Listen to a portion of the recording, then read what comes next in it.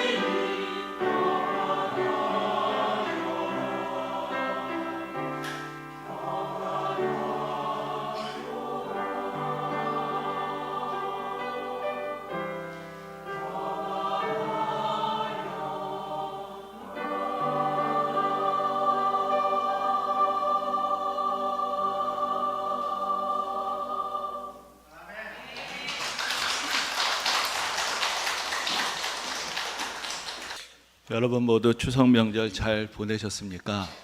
예.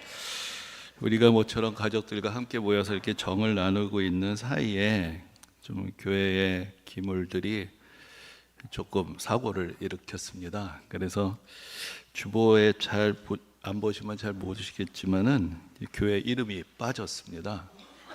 왜 이렇게 됐느냐? 이 교회 사무용 컴퓨터가 파업을 해가지고 갑자기 휴가 끝에 멈춰 서는 바람에 다른 컴퓨터에서 주보를 뽑게 됐는데, 그래서 원래 컴퓨터에 저장이 돼 있던 로고가 읽어지지 않아 가지고 이제 오늘 어느 교회 주보인지 좀 궁금해지는 그런 주보가 되어 버렸는데, 게다가 오르간도 그동안 너무 열심히 수고를 했는지 자꾸 쉬고 싶다고, 그래서 과연 오늘 끝까지 버텨줄지 여러분들이 좀 잘 이해를 해주셨으면 좋겠습니다.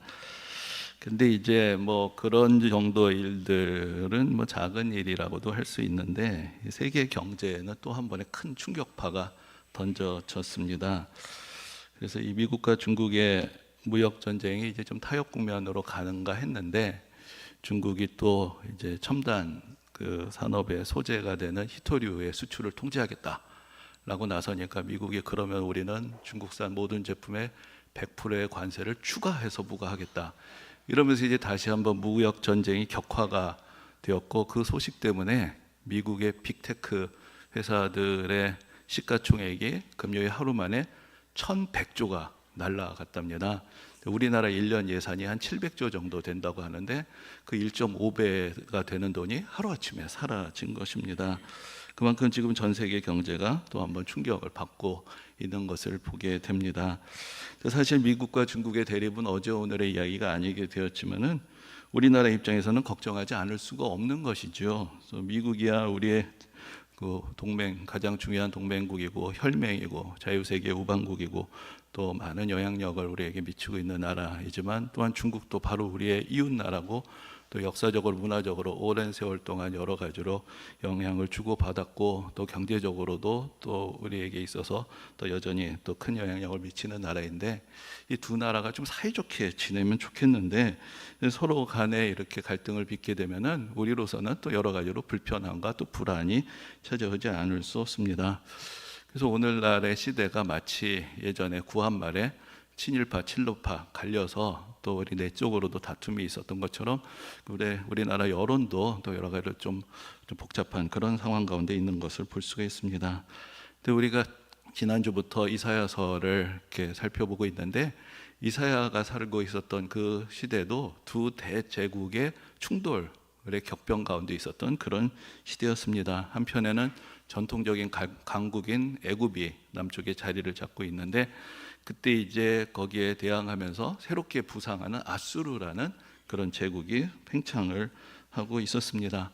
그래서 우리가 지난 시간에 이사야 선지자의 소명의 장면을 보면서 그때가 우시야 왕이 죽던 해였다라고 그렇게 언급한 것을 보았습니다. 그것이 기원전 740년인데 그 해에 그 우시야 왕이 죽었다는 것, 우리가 지난 시간에도 말씀을 드렸지만은 우시야 왕이라는 사람은 이사야에게 개인적으로 또 매우 중요한 의미가 있는 사람이었습니다. 그가 궁정에서 일하면서 우시야 왕의 행적을 직접 기록으로 남겼던 사람이었기 때문에 그의 행적이 그에게 큰 영향을 미쳤을 것인데, 우시야 왕은 처음에는 아주 경건한 왕으로 또 시작을 했지만 말년에 교만해지면서 제사장만이 할 수 있는 분향을 자기가 하겠다고 나섰다가 하나님께서 그를 치셨고, 그래서 결국 말년에 병궁의 격리가 되어서 별궁의 격리가 되어서 그 병을 앓다가 쓸쓸하게 세상을 떠나게 되었습니다. 그러한 말년의 모습을 본, 그리고 세상을 떠난 우시야 왕의 모습 가운데서 이사야도 큰 충격을 받았겠지만, 그러나 바로 그 시대에는 또 세계사적으로는 또 하나의 중요한 변화가 있었던 해인데, 바로 그 즈음에 아수르가 대제국으로 팽창을 하기 시작한 것입니다. 그래서 원래 아수르라는 나라는 메소포타미아 지역의 그냥 고만고만한 나라였는데, 이 디글라빌레셀 3세라는 왕 때부터 팽창을 하기 시작하고 서쪽으로 영향을 넓히면서 이제 대제국의 야망을 불태우고 있었던 때였습니다. 그래서 바로 그때 우시야 왕이 죽던 그때는 유다의 역사에서 봤을 때는 우시야 왕이라는 존경받던 왕이 세상을 떠났던 그런 해였지만, 또 한편에 이 세계는 나의 것이다 라고 주장하는 또 다른 왕이 부상하던 그런 때였던 것입니다. 그때 하나님께서는 이사야 선지자에게 하늘의 보좌를 보게 하시고 진정으로 이 세상의 통치자가 누구인지 깨닫게 하시고 그분의 말씀에 순종하며 그분의 말씀을 전하는 사명을 이사야에게 주셨던 것입니다. 근데 이제 그 당시에 이사야가 이제 선지자로서 소명을 받았을 때 그 이스라엘, 정확하게 말하면은 이제 둘로 갈라진 나라 중에 남쪽에 있는 남유다에서 이사야 선지자가 사역을 했는데, 그 당시에 그 나라의 영적인 상태는 어떠했는가? 그것이 이제 이사야서의 앞부분에 아주 구체적으로 표현되어 있는 것을 볼 수가 있습니다. 그 당시 예루살렘에는 솔로몬이 지은 성전이 있었고 절기마다 많은 제물들을 하나님께 드리며 하나님을 경배하는 제사가 드려지고 있었습니다. 그런데 이사야서 1장에서 하나님께서 이렇게 말씀하십니다. 너희의 무수한 제물이 내게 무엇이 유익하뇨? 나는 수양의 번제와 살찐 짐승의 기름에 배불렀고 나는 숫송아지나 어린 양이나 순염소의 피를 기뻐하지 아니하노라. 분명히 많은 제물들이 드려져 있고 예배의 형식은 갖추고 있었지만은 그 마음이 진정으로 하나님을 향하지 않았다고 말씀하시는 것입니다. 그래서 내가 이것을 기뻐하지 않는다라고 말씀하시고, 더 나아가서 너희들이 그저 성전의 마당만 밟는다라고 그렇게 말씀하십니다. 그러면서 이렇게 말씀하십니다. 성의와 더불어 악을 행하는 것을 내가 견디지 못하겠노라. 그들이 거룩하게 예배를 드리는 것 같지만 그러나 그들의 손은 악을 행하고 있다는 것입니다. 그래서 이렇게 말씀하십니다. 너희가 손을 펼 때 내 눈을 가리고 많이 기도할지라도 내가 듣지 아니하리니, 너희들이 성전에서 정성을 보이며 기도한다고 해도 내가 너희들 기도를 듣지 않겠다. 왜냐하면 너희들이 하나님을 경외하는 것 같지만 너희들의 손으로 악을 행하고 있기 때문이다 라고 말씀을 하십니다. 그럼 그들이 행한 악은 무엇이었는가? 하나님께서 이렇게 말씀하십니다. 너희는 행악을 그치고 선행을 배우며 정의를 구하며 학대받는 자를 도와주며 고아를 위하여 신원하며 과부를 위하여 변호하라. 사회적인 약자들을 억압하고 하나님의 정의를 실행하지 않는 것, 그것이 하나님께서 보시기엔 악한 일이었다는 것입니다. 성전에서 하나님을 경외하는 것 같이 보이지만 율법의 정신, 약자를 향한 사랑, 하나님의 공의의 뜻을 저버렸을 때 하나님께서는 그 예물을 받기를 기뻐하지 않으시고 너의 기도에 응답하지 않겠다라고까지 말씀을 하셨던 것입니다. 5장에서는 이런 말씀도 이어집니다. 가옥에 가옥을 이으며 전토에 전토를 더하며 빈틈이 없도록 하고 홀로 거주하려 하는 자들은 화 있을진저. 그 당시에도 땅 부자들이 있어서 땅에 땅을 더하고 집에 집을 더하면서 다른 사람들의 목까지 빼앗는 그런 탐욕 가운데 있었던 현실을 고발하고 있는 것입니다. 또 상류층이 포도주에 빠져 있고 연일 잔치를 벌이는 모습에 대해서 이런 말씀을 하십니다. 아침에 일찍 일어나 독주를 마시며 밤이 깊도록 포도주에 취하는 자들은 화 있을진저. 그들이 연회에는 수금과 비파와 소고와 피리와 포도주를 갖추었어도 여호와께서 행하시는 일에 관심을 두지 아니하며 그의 손으로 하시는 일을 보지 아니하는도다. 예배는 드리고 있지만 하나님께서 기뻐하시는 정의와 긍휼은 무너진 상태에서 자기들끼리만 빈부의 차이는 더 심해지고 상류층은 연락에 빠져 있는 이제 그런 모습을 고발하고 있는 것입니다. 이 잔치에 빠져 있다라는, 그 포도주에 취해 있다라는 그 이야기를 읽을 때 저는 여러분들 잘 아시는 우리나라 고전의 한 대목이 생각이 났습니다. 무엇일까요? 춘향전에 보면은 이런 대목이 있죠. 백성들의 삶은 비탄에 빠져 있는데 이 탐과 놀이 변학도는 흥청망청 잔치를 벌이고 있습니다. 그때 이제 암행어사 이몽룡이 이제 나타나죠. 그러면서 몰래 시를 한 수 써서 보냅니다. 근데 그 시에 이렇게 되어 있습니다. 금빛잔의 술은 천 백성의 피요, 옥정반의 고기는 만 백성의 기름이라. 근데 이 시를 읽고 이게 또 정신을 못 차리고 있는 변학도에게 이제 무슨 말이 들리게 될까요? 암행어사 출도요 하면서 이제 다 잊어버리신 건 아니겠죠? 예, 그러면서 이제 판이 뒤집어지는 일이 벌어지게 되는 것이죠. 어떤 면에서 보면 이 이사야 선지자의 메시지는 그때 이몽룡이 보낸 시와도 같은 것입니다. 그들의 불의한 삶에 대해서 고발하고 그들이 정신을 차리지 못하면 하나님의 심판이 임박했다라는 것을 경고하는 그런 메시지를 전하면서 이사야 선지자가 사역을 시작하게 된 것입니다. 그럼 그 당시에 국제적인 정세는 어디로 흘러가고 있었는가? 아까 말씀드린 대로 이제 아수르가 팽창을 시작합니다. 동쪽에서 서쪽으로 야욕을 나타내면서 팽창해서 오게 되니까 서쪽에 있는 나라들이 뭔가 대항을 해야 되겠죠. 근데 이제 그 당시에 이스라엘은 남과 북으로 갈려져 있었는데 북이스라엘이 더 큰 나라였습니다. 근데 북이스라엘이 이웃에 있는 아람이라는 나라하고 연합을 해서 이제 아수르를 막으려는 동맹을 이루려고 하는데 거기 이제 남유다도 참여를 하라고 한 것이죠. 그런데 이제 남유다의 계산은 복잡합니다. 과연 여기서 지금 우리가 아수르에 대항을 해야 되느냐, 아수르 편에 붙어야 되느냐.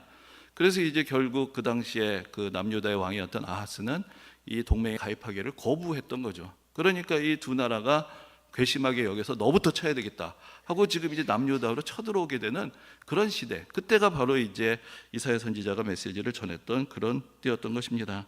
내적으로는 영적으로 타락해 있고 사회적인 정의가 무너져 있는 그때 외적으로 국가적인 위기가 찾아오게 된 것입니다.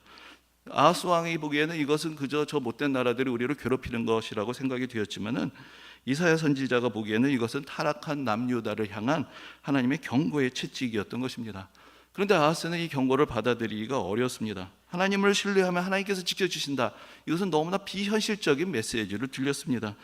그래서 더 합리적인 길은 무엇인가? 그것은 지금 저 두 나라를 막아주고 우리를 구원해 줄 건 아수르밖에 없다. 아수르에게 잘 보이는 것이다. 그래서 어떻게까지 했느냐? 하나님의 성전에 있는 그 금은들을 다 내어다가 아수르 왕에게 조공을 바칩니다. 하나님이 우리를 도와주셔? 믿을 수 없어요. 아수르가 우리를 도와주는 것이지. 그래서 하나님 성전에 있는 기물까지 다 내어다가 아수르 왕에게 바쳤던 것입니다. 아수르 왕이 그 제물을 받고는 뒤에서 이 북이스라엘과 아람을 칩니다. 그래서 이제 그 나라가 크게 이제 패퇴하게 되었고 나중에는 더 나아가서 아수르가 북이스라엘 나라를 완전히 무너뜨려 버려서 역사 속에서 사라지게까지 만들어 버렸습니다. 그러니까 아수르가 행하는 일들을 보면서 더 두려움을 느낀 아하스가 아수르 왕에게 잘 보이기 위해서 그 아수르 왕을 만나러 갑니다. 그 다메섹이라는 도시로 가게 되었는데 거기서 아수르 왕을 만나러 갔을 때 거기에 우상에게 드리는 아름다운 제단이 있는 것을 봅니다. 그것이 너무나 마음에 들었습니다. 그래서는 그 제단을 그대로 예루살렘에 만들게 합니다. 아수르가 좋아하는 신을 우리도 섬겨야 되겠다. 아수르의 마음에 잘 들어야지 내가 나라를 보존할 수 있겠다. 그렇게 생각을 했던 것입니다. 그러나 아수르의 눈에는 사실은 남유다라는 나라는 그렇게 대단한 나라가 아니고 그렇게 특별히 봐줄 만한 나라도 아니었습니다. 아수르는 다시 야욕을 부리고 내친김에 저기 애국까지 쳐들어가겠다라고 생각하면서 전의를 불태우고 있는 그런 상황이었습니다. 바로 이런 때 이제 아하스의 아들이었던 히스기야가 왕위에 오르게 됩니다. 그래서 뭐 여러분들 자꾸 왕의 이름이 자주 나오니까 헷갈리시죠? 근데 이제 이사야 선지자의 시대가 우시야, 요담, 아하스, 히스기야 이 네 왕의 시대에 활동을 했는데 전에 그런 말씀을 드렸습니다. 너무 많은 왕 다 외울 건 없는데 다윗하고 솔로몬만 알기에는 좀 미안하지 않는가, 그렇죠? 그래서 두 사람의 이름은 더 알았으면 좋겠다 하고 좀 말씀을 드렸습니다. 누구하고 누구였을까요? 히스기야하고 요시야는 아셨으면 좋겠다 말씀을 드렸는데 바로 그 히스기야가 여기서 등장하는 것이고 그때가 또한 이사야 선지자의 활동의 시기가 되는 것입니다. 이러한 그 내적인 외적인 위기의 상황 가운데서 히스기야하고 왕이 됩니다. 히스기야 보기에 무엇이 더 우선적인 문제인가? 그는 결국 이 모든 문제는 내적인 영적인 타락에서 왔다라는 것을 깨닫게 됩니다. 그래서 이 나라를 바로잡기 위해서 이제 신앙 개혁 운동을 하는 것이죠. 그래서 아버지가 세웠던 그 우상의 제단들을 다 철폐하고 모든 백성들을 하나님 앞으로 돌이키고 하나님께서 기뻐하시는 그의 의의 질서를 나라 가운데 회복하기 위한 그런 개혁 운동을 벌이게 되었던 것입니다. 그런데 이제 그 소식을 듣고도 아수르는 진격을 멈추지를 않습니다. 그래서 애굽으로 가는 길에 예루살렘을 포위를 하고 아수르의 대군이 예루살렘을 에워싸게 되었습니다. 그 아수르의 왕 사네립이 랍사게라는 장수를 보냅니다. 그래가지고는 히스기야를 조롱하고 히스기야와 이스라엘 백성들, 그 유다 예루살렘의 주민들을 이간질하는 그런 메시지를 계속 선포를 합니다. 그리고는 이제 그 아수르 왕의 편지가 히스기야에게 도착을 합니다. 근데 그 편지의 내용은 이런 것입니다. 아수르의 왕들이 수많은 나라를 정복했는데 그들이 섬기는 어떤 신이 그들 나라를 지켜준 적이 있느냐? 아수르의 왕들의 권세 앞에 그 모든 신들은 아무것도 아니었다. 히스기야가 여호와께서 지켜주신다라고 믿고 있지만 그 믿음은 헛된 것이다 라는 것으로 그들을 조롱하고 하나님을 멸시하는 그런 편지를 보냈던 것입니다. 이 편지를 받은 히스기야는 정말로 간절한 마음으로 성전에 올라가서 하나님께 기도를 드립니다. 전심으로 하나님께 향하는 나라를 만들고자 정말로 애썼는데 그런데 이런 위기를 겪게 됩니다. 하나님께서 구원해 주시기를 간절하게 구하며 기도를 했습니다. 바로 하나님의 영광을 위해서, 하나님의 이름을 위해서 하나님을 조롱하는 저 아수르로부터 구해달라고 간절히 부르짖습니다. 이 히스기야의 기도에 대해서 이사야 선지자를 통해서 하나님께서 주신 말씀이 오늘 우리가 봉독하신 오늘 본문의 말씀이 되는 것입니다. 근데 이제 이사야 선지자에 대해서 잠깐 더 말씀을 드리자면은, 우리가 지난 시간에 선지자들에 대해서 또 여러 종류의 선지자들이 있다라고 말씀을 드렸습니다. 근데 이사야 선지자는 그의 메시지를 글로 남긴 문서 선지자라고 할 수 있는 그런 선지자이지만, 또한 궁정에서 왕의 곁에서 또 왕에게 영적인 조언을 해주었던 그런 궁정 선지자의 면모를 같이 갖고 있는 사람이기도 했습니다. 그래서 왕도 히스기야를 의지했고, 히스기야 왕도 이사야를 의지했고, 이사야도 히스기야 왕이 바른 길을 가도록 또 조언을 아끼지 않던 그런 관계였던 것입니다. 그래서 이제 이 위기의 시대에 히스기야가 그 아수르 왕의 편지를 받아들고 기도하면서 이제 하나님의 뜻을 구하며 이사야 선지자를 찾을 때, 이사야 선지자가 이제 하나님의 말씀을 전하게 됩니다. 근데 거기서 이제 하나님께서는 이 아수르 왕 사네립을 책망하십니다. 네가 뭐 대단한 존재처럼 생각해서 그 모든 나라들을 멸망시켰다고 생각하지만 그것은 내가 허락해서 이루어진 것이다 라고 말씀하시는 것입니다. 바로 하나님께서 그 시대에 아수르를 하나님의 채찍으로 사용하셔서 여러 불의한 나라들을 무너뜨리시고 징벌하는 데 사용을 하신 것입니다. 그런데 아수르가 그것은 깨닫지 못하고 내 앞에 나를 막아설 신이 어디 있느냐라고 그 교만의 도를 넘어서게 되었을 때, 하나님께서 거기에 대해서 분명하게 말씀하십니다. 그래서 이런 말씀이 오늘 본문에 있습니다. 내가 나를 거슬러 분노함과 내 오만함이 내 귀에 들렸으므로 내가 갈고리로 내 코를 꿰며 재갈을 내 입에 물려 너를 오던 길로 돌아가게 하리라. 이 코를 꿰고 재갈을 매긴다라는 것은 포로로 끌려간다라는 것을 표현하는 것입니다. 이 전쟁에서 네가 지게 될 것이고 패주하게 될 것이다 라고 하나님께서 이사야 선지자를 통해서 선언을 하신 것입니다. 그래서 어떻게 되었느냐, 성경의 기록을 보면은 이 히스기야의 간절한 기도와 이사야 선지자를 통한 응답이 있은 후에 이 예루살렘을 에워쌌던 이 아수르의 18만 5천 명이나 되는 군대를 하나님의 천사가 치셨다라고 말씀하고, 그래서 예루살렘에 있던 거민들이 나가봤더니 밖에는 시체밖에 없었다라고 그렇게 기록이 되어 있습니다. 그리고 교만하게 하나님을 조롱하던 이 사네립 왕은 결국 자기 나라로 돌아갔는데 어떻게 되었느냐, 자기 아들들이 반란을 일으켜서 사네립을 죽입니다. 그리고 결국은 그 아들이 왕위를 차지하게 되는 이제 그런 반란의 희생자가 되었던 것입니다. 온 세상을 가진 것 같이 교만하고 하나님도 자기 앞길을 막을 수 없다라고 했던 그 왕이 그렇게 비참한 최후를 겪게 되고 한 제국의 큰 패배를 경험하게 되었던 것입니다. 그래서 이 대목과 관계돼서 제가 가끔 말씀드리는 이야기가 있는데, 미국의 저명한 역사가인 윌리엄 맥닐이라는 사람이 바로 이 대목의 그 역사 장면의 의미에 대해서 더 해설한 그런 글이 있습니다. 그래서 what if, 만약에 라는 어떤 가상의 어떤 그 상황들에 대해서 이야기를 하는 것인데, 세계 역사의 중요한 순간들, 만약에 그때 그렇게 되지 않았더라면 어떻게 됐을까, 이제 그런 이야기들을 모은 책인데, 거기서 바로 이 대목을 놓고 이렇게 이야기를 합니다. 만약에 이때에 이 남유다가 아수르에게 무너졌다면 어떻게 됐을까? 그 당시 아수르는 잔혹하기로 유명한 제국이었고, 그래서 북이스라엘을 무너뜨리고 북이스라엘 나라는 역사에서 완전히 사라져버리게 됐습니다. 이때 아수르가 남유다를 무너뜨렸다면 남유다도 똑같은 꼴을 당했을 것이고, 그럼 어떻게 되었느냐, 우리가 알고 있는 유대교와 기독교의 역사는 이어지지 못했을 것이다 라는 것이죠. 근데 기적적으로 그 모든 나라들이 당해내지 못했던 그 아수르를 이 작은 남유다라는 나라가 어떻게 막아냈을까? 그래서 그는 이런 해석을 제시를 합니다. 천사가 치셨다 이렇게 얘기는 할 수는 없으니까 전염병 때문이었다라고 그렇게 설명을 하는 것이죠. 근데 이제 고대 역사가였던 헤로도투스가 이런 언급을 한 것이 있습니다. 아수르의 군대가 애굽으로 치러 갔다가 쥐 때문에 패배했다라는 이야기를 남긴 적이 있습니다. 이 쥐라는 것이 뭐냐? 결국 패스트로 옮기는 것이고, 결국 전염병 때문에 패한 것이 아니냐, 이제 이런 해석을 덧붙이는 것이죠. 역사가들로서는 그렇게 볼 수 있을 것입니다. 근데 중요한 것은 그날 누구도 기대하지 않았던 일이 일어났다라는 것입니다. 기적적으로 아수르의 대군이 하루아침에 패주함으로 남유다가 구원을 받았던 이 놀라운 일은 세상의 역사가들도 주목할 수밖에 없는 일이었고, 성경 안에서도 이사야서에도 나오고 열왕기에도 나오고 역대기에도 기록이 되어 있는 그런 중요한 사건이 되었습니다. 바로 앞에서 말씀드린 대로 이 이사야 시대는 이렇게 아수르와 애굽이 서로 각축을 벌이던 그런 때였습니다. 근데 그 사이에서 히스기야는 어땠는가? 히스기야는 전심으로 기도하는 왕이었지만, 그러나 사실 히스기야도 그렇게 완전한 사람은 아니었습니다. 처음에는 아버지 아하스처럼 아수르에게 공물을 바치고 뭔가 아수르를 달래보려고 했습니다. 그런데 아수르의 야획을 꺾을 수 없으니까 그 다음에 사실은 또 애굽의 도움을 구하기도 하고 우왕좌왕했던 모습이 있었습니다. 그런데 이런 모든 인간적인 노력들이 다 수포로 돌아가게 됩니다. 아수르의 대군이 눈앞에 닥칩니다. 그에게 있어서 남은 한 가지 길은 전심으로 하나님께 기도하는 길밖에 없었던 것입니다. 그래서 그가 그 모욕적인 아수르 왕의 편지를 하나님 앞에 올려놓고 기도했을 때 하나님께서 들으시고 응답하시는 그 장면을 우리가 말씀 가운데서 보게 됩니다. 여러분, 오늘날 앞에서도 말씀드렸지만 우리의 상황도 그렇게 만만치 않습니다. 큰 나라들의 다툼 속에서 과연 우리는 어떻게 안전을 지키고 우리의 번영을 이어나갈 수 있을까? 사실은 고민하지 않을 수가 없습니다.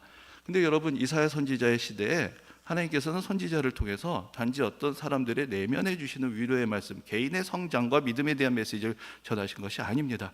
그 국제적인 정세 가운데 한복판에 있는 왕에게, 백성들에게 하나님의 뜻을 분명하게 선포하셨던 것입니다. 그럼 오늘날 우리에게는 하나님께서 어떻게 말씀하시겠고 이 말씀이 오늘 우리에게 주시는 교훈은 무엇이겠습니까? 하나님께서 그 당시에 유다의 백성들 히스기야에게 주셨던 메시지는 분명합니다. 아수르도 애굽도 아니다. 오직 하나님만을 경외하고 그 말씀에 순종하는 자만이 하나님의 은혜와 구원을 얻는다는 것, 그것이 바로 하나님께서 그 시대에 주셨던 말씀이었던 것입니다. 여러분, 우리나라에 대해서 우리는 우리나라니까 당연히 잘 돼야 되죠. 우리나라니까 당연히 부강한 나라가 되어야 되고 여러 위기들을 잘 극복하는 나라가 되어야 합니다. 그것은 한국 사람들로서는 당연하고 자연스러운 것입니다. 그러나 하나님 보시기에는 어떻겠습니까? 과연 이 나라가 구원을 받을 만한 나라인가? 하나님 앞에 바로 서 있는 나라인가? 하나님께서는 그것을 보시지 않겠습니까? 여러분, 오늘날 우리가 자랑하는 것들이 점점 많아지고 있습니다. 이번 추석 연휴에도 국립중앙박물관이 난리가 났다고 하죠. 평소에 한 7,000명 정도 방문하던 것이 60만 명이 하루에 방문하는 엄청난 일이 벌어졌다는 것입니다. 이것이 다 뭐 때문이냐? 아시는 분들은 아시겠지만 이게 다 K-팝 데몬 헌터스 때문입니다. 이게 애니메이션인데 뭐 내용은 황당무지한 것이라 이 K-팝 아이돌들이 알고 보니까 이 악마를 무찌르는 전사들이었다.